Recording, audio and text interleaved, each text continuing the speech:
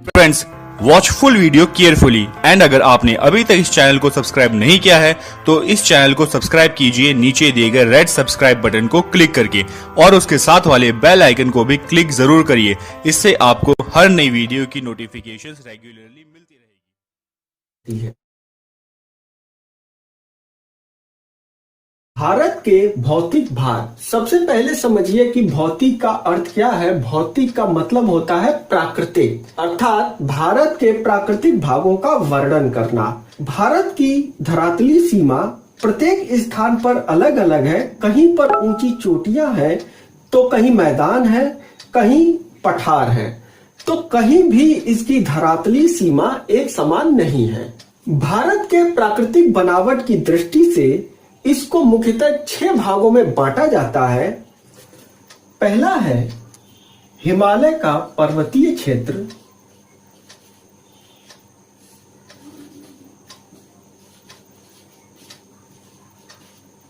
या पर्वतीय भाग। दूसरा गंगा का मैदान,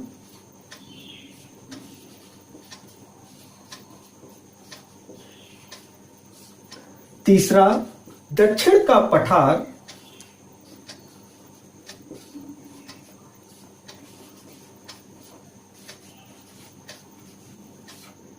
चौथा समुद्र तटीय मैदान,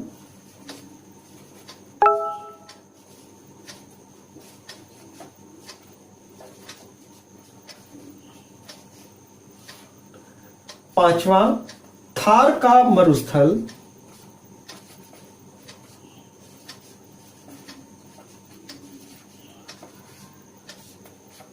और छठा भाग द्वीप समूह।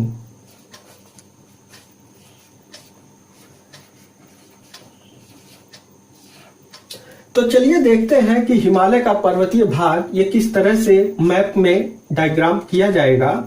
यहां से हिमालय पर्वत शुरू होता है इस तरह से शुरू करके यहां पर सिक्किम, अरुणाचल प्रदेश और मिजोरम तक इसकी श्रेणियां फैली होती हैं। दूसरा गंगा का मैदान, तो गंगा का मैदान यहां से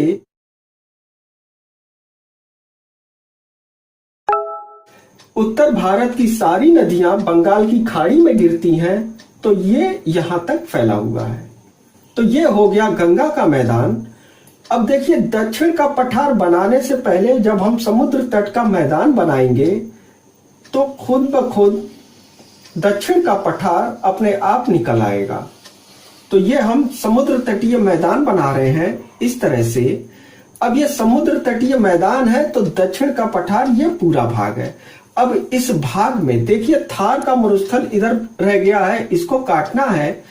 तो इस तरह से इसको राजस्थान का क्षेत्र काट लेना है। नंबर 1 हिमालय का पर्वतीय भाग ये है, गंगा का मैदान दूसरा भाग ये है, दक्षिण का पठार तीसरा भाग ये है, चौथा समुद्र तटीय मैदान ये है जो यहां से यहां तक ये फैला हुआ है, थार का मरुस्थल पांचवा भाग ये है, और छठा जो द्वीप समूह है, यहां पर देखिए ये छोटे छोटे द्वीप हैं, ये लक्षद्वीप हो गया, और यहां पर बना लेंगे अंडमान निकोबार। तो ये छठा भाग हो गया। चलिए इन भागों को मैप में किस तरह से बांटेंगे, इसके लिए सिंबल बना लेते हैं। हिमालय का पर्वतीय भाग के लिए सिंबल इस तरह से ये हमने बना लिया है। गंगा का मैदान के लिए सिंबल इस तरह से डॉटेड लाइन बना ली है। दक्षिण का पठार के लिए सिंबल बिंदियां बना ली हैं। समुद्र तटीय मैदान के लिए कुछ छोटे छोटे सर्कल बना लिए। थार का मरुस्थल के लिए क्रॉस बना लिया, और द्वीप समूह के लिए ऐसे ही छोड़ दिया है। तो चलिए इसको देखते हैं। हिमालय का पर्वतीय भाग जैसा कि सिंबल दिया गया है, तो हम इस तरह से हिमालय के पर्वतीय भाग को इस तरह से बना लेंगे। ये मिजोरम हो गया, अरुणाचल प्रदेश मिजोरम का भाग हो गया। गंगा का मैदान बांटेंगे तो इस तरह से डॉटेड लाइन खींच दे रहे हैं। गंगा का मैदान जो कि यहां तक फैला हुआ है। दक्षिण का पठार पॉइंट बना हुआ है, तो इस तरह से पॉइंट बना लेंगे या बिंदी बना देंगे। सिंबल अपने हिसाब से कोई भी चूज कर सकते हैं। समुद्र तटीय मैदान छोटे छोटे सर्कल बना रहे हैं।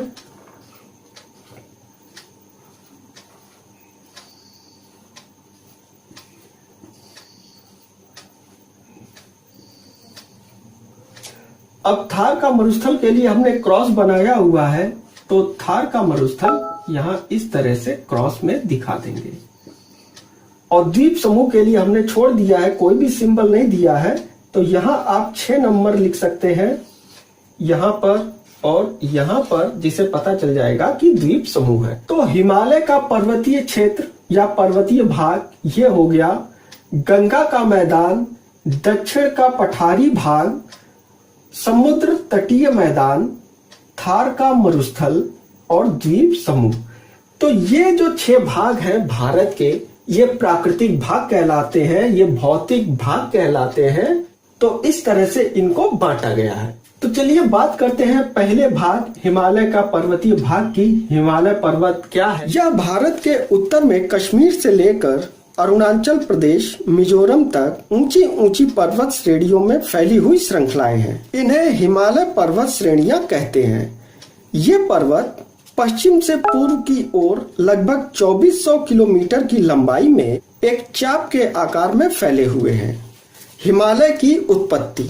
इन पर्वत श्रेणियों का जन्म टर्शरी युग में हुआ था।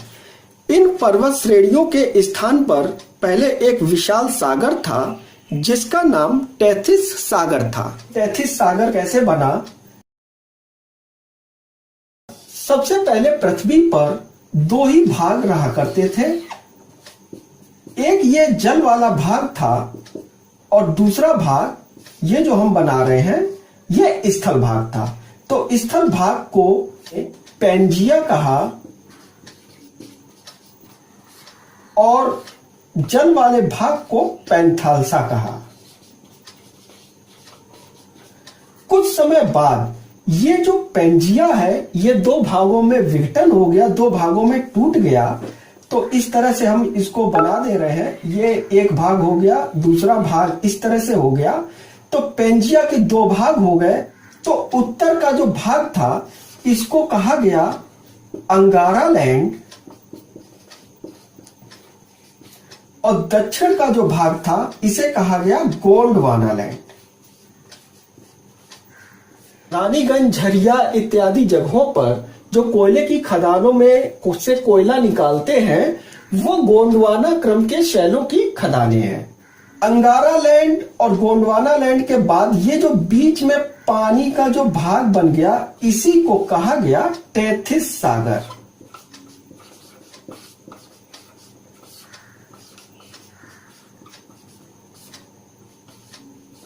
तो बात की जा रही है हिमालय की उत्पत्ति की।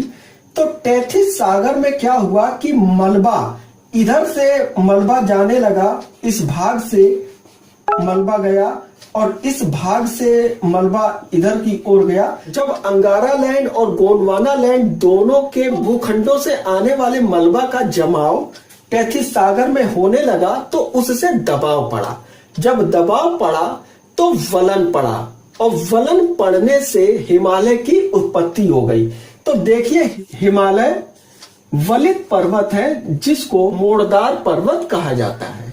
इस पर्वत के 3 भाग हैं, महान हिमालय, लघु हिमालय और शिवालिक हिमालय। महान हिमालय यह हिमालय पर्वत की सबसे उत्तर की श्रेणी है। इसे आंतरिक हिमालय भी कहते हैं। इसकी चौड़ाई 25 किलोमीटर तथा औसत ऊंचाई 6000 मीटर है। यह महान हिमालय की पश्चिम से पूर्व की लंबाई 2400 किलोमीटर है। इस भाग में लगभग 313 पर्वत शिखर एवं चोटियां हैं। सबसे महत्वपूर्ण शिखरों में mount Everest, Godwin Austen, Kanchenjunga, Makalu, Dhaulagiri, नंगा पर्वत, नंदा देवी इत्यादि हैं। ये सभी उच्च भाग वर्ष के अधिकांश भागों में बर्फ से ढके रहते हैं। ये नदियों के उद्गम स्थल हैं। जिनसे गंगा तथा यमुना नदियां निकलती हैं। इन हिमालय में अनेक पर्वतीय दर्रे मिलते हैं, जिनमें शिवकिला, काराकोरम, जोजिला इत्यादि प्रमुख हैं। लघु हिमालय, महान हिमालय और लघु हिमालय मेन बाउंड्री थ्रस्ट के द्वारा अलग होते हैं। यह महान हिमालय के दक्षिण में स्थित है। इसे हिमाचल हिमालय भी कहते हैं। इसकी औसत ऊंचाई 3000 मीटर से लेकर 4500 मीटर तक है। इस भाग में अनेक छोटी छोटी पर्वत श्रेणियां, प्रसिद्ध पहाड़ी स्थल, पर्वतीय मैदान तथा घाटियां मिलती हैं। अनेक स्वास्थ्य वर्धक एवं मनोरंजन पर्वतीय स्थान इस भाग में स्थित हैं, जिनमें शिमला, मसूरी, नैनीताल, दार्जिलिंग, पीर पंजाल, अल्मोड़ा इत्यादि प्रमुख हैं। लघु हिमालय के पर्वतीय ढालों पर कोणधारी वन मिलते हैं। इन पर्वत श्रेणियों में शीत ऋतु में 3 से 4 महीने तक बर्फ पड़ती है। शिवालिक हिमालय, लघु हिमालय तथा Shivalik Himalaya main boundary fault के द्वारा अलग होते हैं। यह महान तथा लघु हिमालय के दक्षिण में स्थित है। इसे बाह्य हिमालय या आउटर हिमालय भी कहते हैं। इसमें हिमालय की शिवालिक श्रेणियां फैली हैं। यह भाग हिमालय का सबसे नवीनतम भाग है। इसकी चौड़ाई 10 मीटर से 50 मीटर तक तथा इसकी औसत ऊंचाई 1225 मीटर तक है। इस भाग में अनेक पर्वत घाटियां हैं। पश्चिम में इन पर्वत घाटियों को दून कहा जाता है, जैसे देहरादून। पूरब में इन घाटियों को द्वार कहा जाता है, जैसे हरिद्वार। हिमालय पर्वत से लाभ, ग्रीष्म ऋतु में हिंद महासागर से आने वाले जल से भरे मानसूनों को रोककर हिमालय पर्वत वर्षा प्रदान करता है। शीत ऋतु में साइबेरिया की ओर से आने वाली शुष्क एवं ठंडी हवाओं को रोककर हिमालय पर्वत भारत को कठोर ठंड से बचाता है। भारत में बहने वाली अधिकांश विशाल नदियों को हिमालय पर्वत ही जन्म देता है। हिमालय पर्वत पर मिलने वाले अनेक प्राकृतिक झरने एवं जल के भंडार जल विद्युत शक्ति के भंडार हैं। हिमालय पर्वत प्राकृतिक संपदा से धनी है। यहाँ पर अनेक प्रकार के वन मिलते हैं, जिनमें कोमल तथा कठोर लकड़ी प्राप्त होती है। इन वनों पर अनेक उद्योग निर्भर हैं। हिमालय पर्वत पर अनेक खनिज पदार्थ के भंडार मिलते हैं। आसाम में पेट्रोल हिमालय पर्वत के क्षेत्र में ही निकाला जाता है। हिमालय पर्वत के ढाल और घाटियों में उगने वाली घास पर पशुपालन किया जाता है। पर्वतीय ढालों पर सीढ़ीनुमा खेत बनाकर चावल, चाय तथा फलों की कृषि की जाती है। हिमालय पर्वत पर अनेक मानव बसाव स्थल हैं। इन पर्वतीय प्रदेश में मानव पर्वतीय संपदाओं पर निर्भर रहकर जीवन यापन करते हैं। हिमालय पर्वत पर अनेक धार्मिक, रमणीक एवं स्वास्थ्यवर्धक स्थल हैं, जहां बहुत बड़ी संख्या में ग्रीष्म काल में पर्यटक आते हैं। हिमालय पर्वत भारत के प्रहरी के रूप में हमारे देश की उत्तरी सीमा बनाता है। चलिए देखते हैं गंगा का मैदान जो यहाँ पर है। इस मैदान का निर्माण पर्वतों के निर्माण के बाद हुआ है। यह हिमालय पर्वत के दक्षिण में स्थित है, जो सिंधु नदी से लेकर, यहाँ पर सिंधु नदी है इस तरह से, यह सिंधु नदी से लेकर ब्रह्मपुत्र की घाटी तक फैला है। यह पश्चिम से पूर्व तक इसकी टोटल लंबाई लगभग 2400 किलोमीटर है। चौड़ाई 240 से 360 किलोमीटर तक ये चौड़ा है। इस मैदान का निर्माण नदियों द्वारा लाई गई एक विशाल गड्ढे को भरने से हुआ है। इसका अर्थ यह हुआ कि यहाँ पर बहुत पहले एक विशाल गड्ढा हुआ करता था, जिसको नदियों ने अपनी मिट्टियों से लाकर उस गड्ढे को भर दिया, जिसकी वजह से चारों तरफ प्लेन एवं समतल दिखाई देता है। इस मैदान का ढाल बहुत समतल है और यहाँ पर उच्च ढाल है तथा धीरे धीरे यहाँ निम्न ढाल होता गया है। यह पूरा मैदान गंगा सिंधु एवं ब्रह्मपुत्र नदियों एवं उनकी सहायक नदियों द्वारा लाई गई मिट्टी के जमाव से बना है। पश्चिमी मैदान में कहीं कहीं रेत के टीले यहाँ पर दिखाई देते हैं, इन जगहों पर मिलते हैं। मैदान के दो भाग हैं। यहाँ पर अरावली पर्वत अगर हम इस तरह से खड़ा कर दें तो इसके दो पार्ट हो जाते हैं, एक पूर्वी मैदान और दूसरा पश्चिमी मैदान। तो पश्चिमी मैदान जो इधर की ओर है, यहाँ की सहायक जो नदियां हैं वो यहाँ पर अरब सागर है, वो अरब सागर में गिरती हैं। लेकिन पूर्वी मैदान की नदियां एवं उनकी सहायक नदियां इधर बंगाल की खाड़ी में गिरती हैं।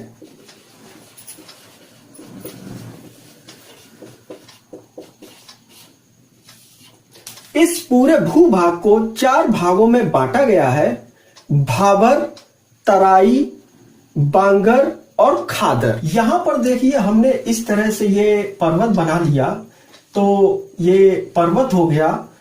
पर्वतों के ठीक नीचे यहां छोटे छोटे बजड़ी कंकड़ मिलते हैं, इनको कहा जाता है भाबर।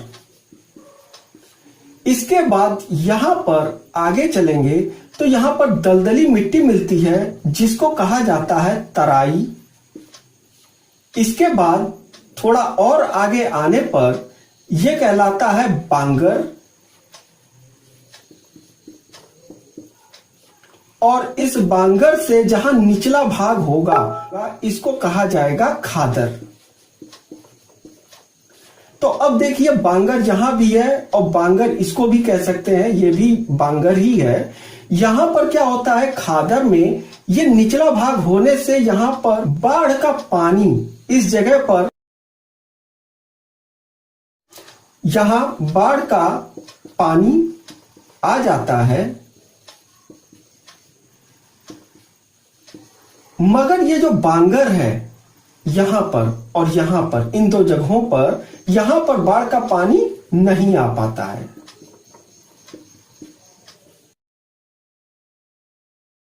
तो इस प्रकार हम देखते हैं इस पूरे समतल मैदान में ये 4 चीजें पाई जाती हैं। भाबर वो तलछट मैदान है जो पर्वतों के ठीक नीचे होता है, जो छोटे छोटे कंकड़, बजड़ी इत्यादि से मिलकर बना होता है। इस भाबर प्रदेश में जब नदियां पर्वतों से निकलती हैं तो यहाँ पर लुप्त हो जाती हैं। नदी कंकड़ों के नीचे चली जाती है जिसके कारण वो दिखाई नहीं देती है, विलीन हो जाती है। उसके बाद नदियां तराई भागों में निकलती। यहाँ पर दलदली मिट्टी इसलिए होती है क्योंकि बारिश का पानी, मानसून का पानी इत्यादि यहाँ पर ज्यादा होता है। इसके बाद बांगर में बाढ़ का पानी नहीं आ पाता है, वो जगह बांगर होती है, और जहां बाढ़ का पानी आ जाता है वो खादर कहलाता है। उत्तरी मैदान से लाभ। इस मैदान में नदियों का जाल बिछा है।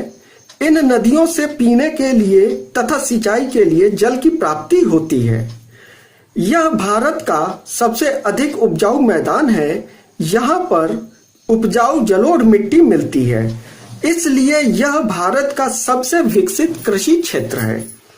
भारत के कुल कृषि उत्पादन का लगभग 80% खाद्यान्न इन्हीं भागों में उत्पन्न किया जाता है। समतल भाग होने के कारण यातायात के साधनों का यहाँ अत्यधिक विकास हुआ है। इस मैदानी भाग में सड़क तथा रेल मार्गों का जाल बिछा हुआ है। मैदानी भाग पर घास के छोटे छोटे अनेक मैदान मिलते हैं। इन घास के मैदानों में पशुपालन का व्यवसाय किया जाता है। उत्तरी मैदान के अनेक भागों में खनिज भंडार छिपे हुए हैं, जैसे आसाम, राजस्थान, बिहार, उत्तर प्रदेश तथा बंगाल में कोयला, जस्ता, अभ्रक आदि खनिज पदार्थ मिलते हैं।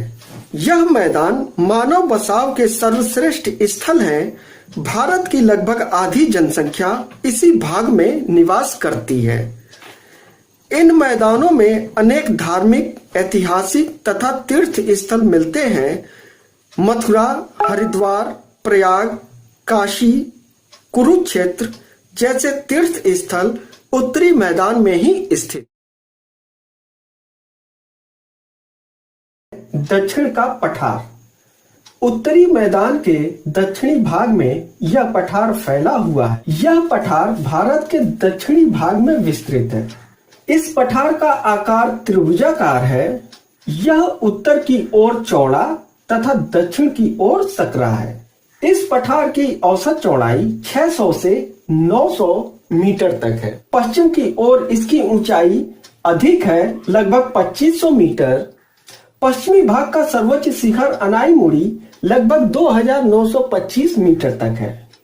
इस पठार का विस्तार दक्षिणी पूर्वी राजस्थान, मध्य प्रदेश, दक्षिणी बिहार, महाराष्ट्र, उड़ीसा, कर्नाटक, पश्चिमी आंध्र प्रदेश तथा तमिलनाडु राज्य में है। इस पठार का निर्माण कठोर चट्टानों से हुआ है। यह भूभाग गोंडवाना लैंड का भाग है। कैम्ब्रियम युग से पहले इस पठार की रचना हो गई थी। इस पठार में मिलने वाली चट्टानें आग्नेय तथा रूपांतरित चट्टानें हैं, जिनमें शिस्ट और बेसाल्ट के चट्टानों की प्रधानता होती है। इस पठार में मिलने वाली चट्टानें कठोर, ठोस और स्थायी हैं, जिनमें न कभी मोड़ पड़े और न कहीं तोड़फोड़ हुई। अरावली, विंध्याचल, सतपुड़ा, छोटा नागपुर का पठार, पारसनाथ, पश्चिमी घाट, पूर्वी घाट, नीलगिरी इत्यादि हैं। इस पठार के उत्तरी पश्चिमी भाग में ज्वालामुखी उद्गार से निर्मित चट्टानें, जिसके कारण इन जगहों पर दरारें पड़ी हुई हैं। इन भागों में लावा से बनी मिट्टी जमी हुई है। यह लावा मिट्टी काली मिट्टी होती है, जो कपास के लिए सर्वोत्तम है। नर्मदा नदी और ताप्ती नदी इस पठारी भाग को दो भागों में बांटती हैं। ये तो है मालवा का पठार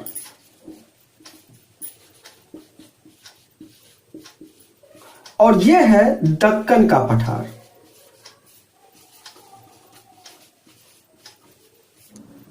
ये नदी है नर्मदा और यह है ताप्ती। तो नर्मदा और ताप्ती नदियां इस पूरे पठारी भाग को दो भागों में बांटती हैं, मालवा का पठार और दक्कन का पठार। मालवा का पठार क्या है? मालवा का पठार नर्मदा नदी के उत्तर में विस्तृत है। यह पठार अनेक स्थान पर नदियों के प्रवाह के कारण कटा हुआ है। इस पठार पर बहने वाली नदियों का ढलान उत्तर पूर्व की ओर है। इस पठार से निकलने वाली प्रमुख नदियां चंबल, बेतवा, केन, सोन, जो गंगा नदी में गिरती हैं। मालवा के पठार के उत्तरी भाग में अरावली पर्वत है। यह पर्वत राजस्थान में दक्षिणी पश्चिमी भाग से लेकर उत्तरी पूर्वी भाग तक फैला हुआ है। इससे ऊंची चोटी माउंट आबू के निकट गुरु शिखर है, जो लगभग 1722 मीटर है। इसकी अन्य चोटियों में अरावली पर्वत के दक्षिण में विंध्याचल पर्वत है। विंध्याचल पर्वत की औसत ऊंचाई 700 से 1200 मीटर तक है। विंध्याचल पर्वत के दक्षिण में सतपुड़ा पर्वत है। इसकी प्रमुख चोटियों में अमरकंटक, पंचमढ़ी इत्यादि हैं। सतपुड़ा पर्वत के पूर्व में महादेव, मैकाल, छोटा नागपुर पठार स्थित है। सतपुड़ा पर्वत नर्मदा के दक्षिणी तथा पूर्वी भाग तक फैला हुआ है। चलिए देखते हैं दक्कन का पठार। यह पठार ताप्ती नदी के दक्षिण में फैला हुआ है। इसका आकार त्रिभुजाकार है। इस पठार का निर्माण लावा के जमने से हुआ है। इस पठार पर अनेक रवेदा तथा कठोर चट्टानें पाई जाती हैं। इस पठार का ढाल पूरब की ओर है। गोदावरी, महानदी, कृष्णा तथा कावेरी नदी पूर्व की ओर बहती हुई बंगाल की खाड़ी में गिरती हैं। केवल नर्मदा और ताप्ती दो नदियां ऐसी हैं जो अरब सागर में गिरती हैं। इस पठार पर दो पर्वत शिखर हैं, एक पश्चिमी घाट और दूसरा है पूर्वी घाट। उत्तर की अपेक्षा दक्षिण में यह भाग अधिक ऊंचा उठा हुआ है। नीलगिरी पर्वत जो दक्षिण में है, जिसका सर्वोच्च शिखर दोद्दा बेट्टा है, जिसकी ऊंचाई है 2637 मीटर। महाराष्ट्र राज्य में स्थित प्रमुख चोटियां कलसुबाई तथा महाबलेश्वर हैं। पश्चिमी घाट पर 3 प्रमुख दर्रे स्थित हैं, जिनमें 2 महाराष्ट्र में है तथा 1 केरल में है। महाराष्ट्र के दर्रे थाल घाट 583 मीटर तथा भोर घाट 622 मीटर है। केरल में एक दर्रा है पालघाट, जिसकी ऊंचाई है 305 मीटर। पूर्वी घाट की पहाड़ियां पश्चिमी घाट से बिल्कुल भिन्न है तथा पश्चिमी घाट से पूर्वी घाट अपेक्षाकृत कम ऊंचा है। दक्षिणी पठार से लाभ, यहाँ खनिज पदार्थों का भंडार है। यहाँ पर कोयला, सोना, हीरा, मैग्नीज, अभ्रक, लोहा इत्यादि अनेक खनिज पदार्थ निकाले जाते हैं। भारत के कुल कोयला भंडार का लगभग 98% भाग इसी पठारी भाग पे है।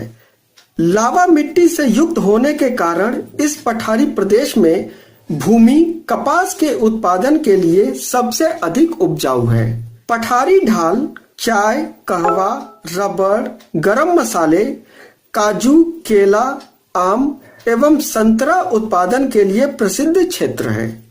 प्रायद्वीपीय पठार पर साल, सागवान, शीशम, चंदन इत्यादि बहुमूल्य लकड़ी के वन मिलते हैं। दक्षिणी पठार पर अनेक महत्वपूर्ण नदियां स्थित हैं, जिनसे पीने के लिए जल तथा सिंचाई के लिए पानी उपलब्ध होता है। आर्थिक संपदा से संपन्न होने के कारण दक्षिणी पठारी प्रदेश मानव निवास के लिए उत्तम स्थल है। इसी कारण यहाँ अनेक बड़े एवं प्रसिद्ध नगर मिलते हैं। समुद्र तटीय मैदान, ये मैदान दक्कन के पठार के पूर्वी भाग और पश्चिमी भाग में तटवर्ती भागों में फैला हुआ है। इन मैदानों का निर्माण नदियों द्वारा लाई गई मिट्टी एवं समुद्र की मिट्टी के जमाव से हुआ है। ये मैदान दो भागों में बांटे गए हैं। एक तो ये है पूर्वी मैदान, यहां से ये है पूर्वी मैदान और इधर है पश्चिमी मैदान।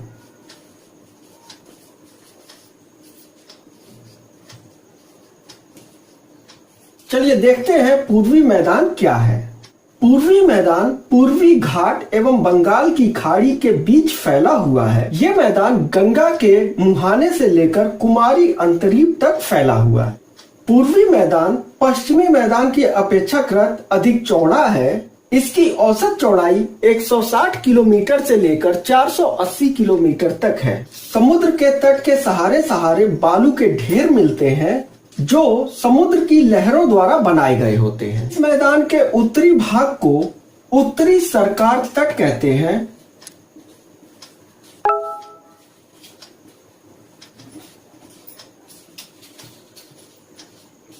और दक्षिणी भाग को कोरोमंडल तट कहते हैं।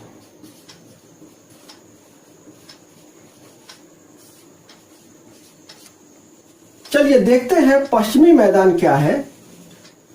ये पश्चिमी घाट एवं अरब सागर के बीच फैला हुआ मैदान है। ये खंबात की खाड़ी से लेकर कुमारी अंतरीप तक फैला हुआ है। यह बहुत तंग और सकरा तटवर्ती मैदान है। इसकी औसत चौड़ाई 58 किलोमीटर से लेकर 80 किलोमीटर तक है। उत्तरी भाग में नर्मदा और ताप्ती के पास यह अधिक चौड़ा है। यह मैदान कपास की कृषि के लिए बहुत अच्छा है। दक्षिणी भाग में लंबे और सकरे लैगून पाए जाते हैं। लैगून क्या होता है? समुद्र के तटवर्ती भाग के किनारे इस तरह का आकार बना होता है और इसके अंदर समुद्र का पानी भर जाता है।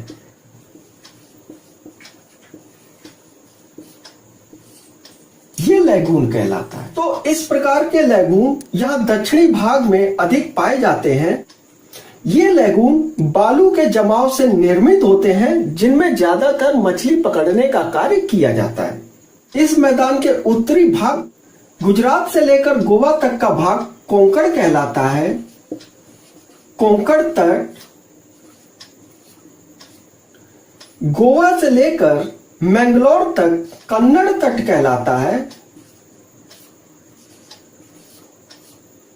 मैंगलोर से लेकर कन्याकुमारी तक ये तट मालाबार तट कहलाता है। तो इस प्रकार पश्चिमी मैदान में 3 तट होते हैं: कोंकण तट, कन्नड़ तट और मालाबार तट। पूर्वी भाग में उड़ीसा और आंध्र प्रदेश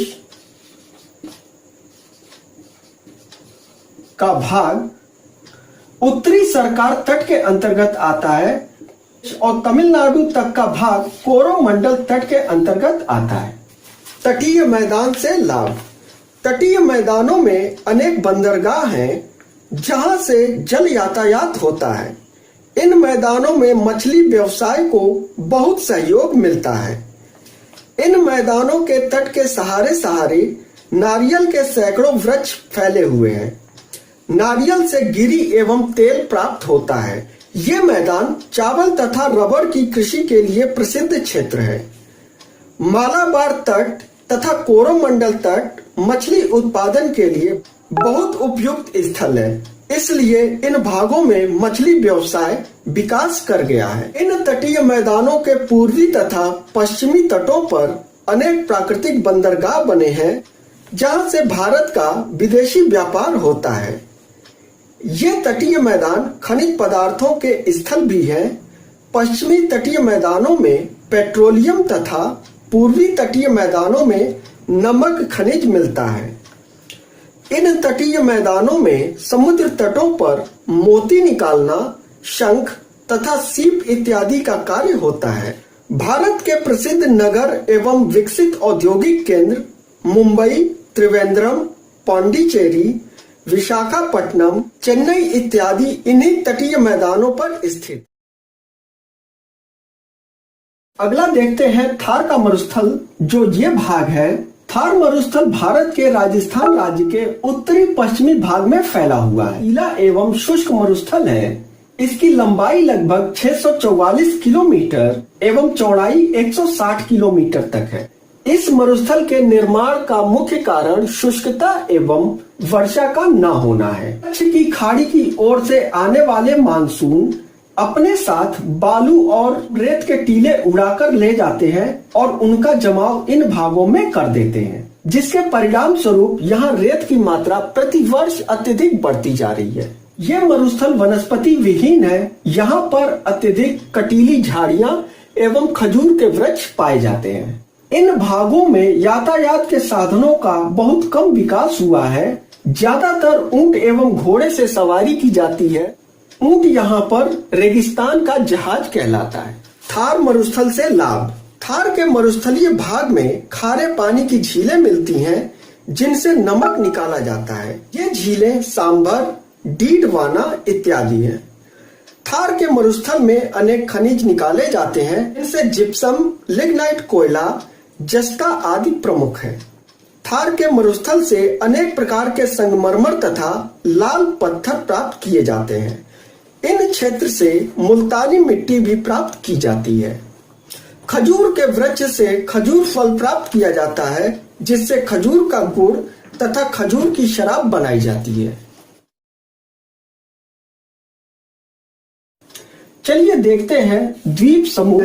एक है लक्षद्वीप जो यहाँ पर है और दूसरा है अंडमान निकोबार द्वीप समूह। अंडमान निकोबार द्वीप समूह अराकान योमा का ही दक्षिणी विस्तार है। यहाँ पर म्यांमार देश है। म्यांमार देश में एक पर्वत है यहाँ पर इस तरह से, जिसका नाम है अराकान योमा। इसी पर्वत का विस्तार यहाँ तक हुआ है, जिसे अंडमान निकोबार कहा जाता है। इस अंडमान निकोबार के दो भाग हैं, उत्तरी द्वीप तथा दक्षिणी द्वीप। उत्तरी द्वीप के सबसे उत्तर में लैंडफॉल द्वीप है। नारकोंडम द्वीप में दो प्रसुप्त ज्वालामुखी, एक बैरन द्वीप में सक्रिय ज्वालामुखी है। उत्तरी अंडमान पर्वतीय भाग है जहां सेंट्रल पीक पर्वत चोटी मिलती है। दक्षिणी अंडमान में अंडमान निकोबार की राजधानी पोर्ट ब्लेयर है।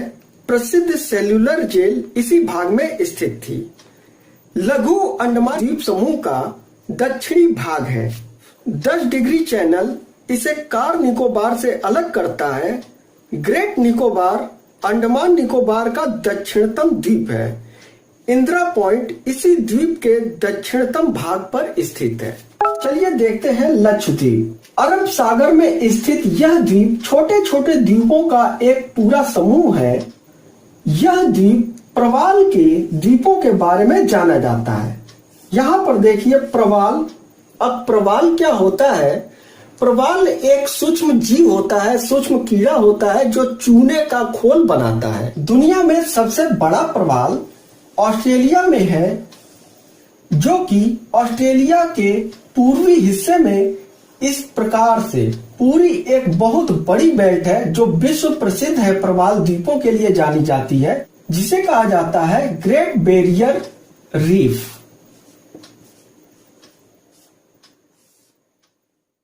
लक्षद्वीप का सबसे बड़ा द्वीप आंद्रोथ द्वीप है। सबसे बड़ा द्वीप समूह आमिनी द्वीपी है। मिनिकॉय द्वीप 8 डिग्री चैनल के द्वारा मालदीव से अलग होता है। मूंगा चट्टानों से निर्मित यह द्वीप जैव विविधता के विशाल भंडार है।